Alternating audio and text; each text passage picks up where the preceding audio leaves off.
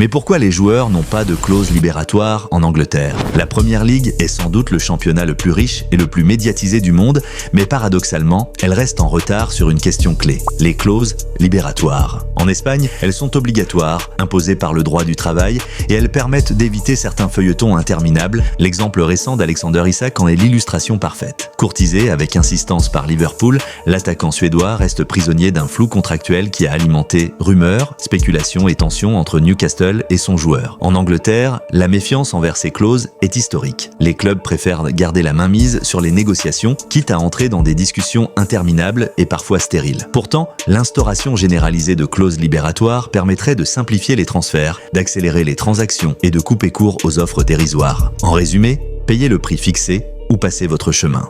Mais la vérité est que ce chaos profite à beaucoup. Les feuilletons de transfert génèrent des centaines d'articles, des débats enflammés sur les plateaux TV, des fils interminables sur les réseaux sociaux. Chaque rebondissement devient une opportunité médiatique et commerciale. La Première Ligue, plus que toute autre ligue, vit autant du spectacle hors terrain que du football lui-même. Dans ce contexte, une clause claire et nette risquerait presque d'ôter une part de dramaturgie au show. Du côté des agents, la résistance est encore plus évidente. Des clauses trop simples réduiraient leur marge de manœuvre et donc leur influence et leur commission. Or, plus les négociations sont longues et complexes, plus leur rôle devient incontournable. Il existe toutefois deux types de clauses à distinguer. Les clauses libératoires, qui ouvrent simplement la porte à des discussions. Et les clauses de rachat, plus courantes en Espagne, obligent le joueur à racheter son propre contrat. En pratique, le club acheteur avance la somme et le joueur se déplace symboliquement pour payer sa clause à la Liga.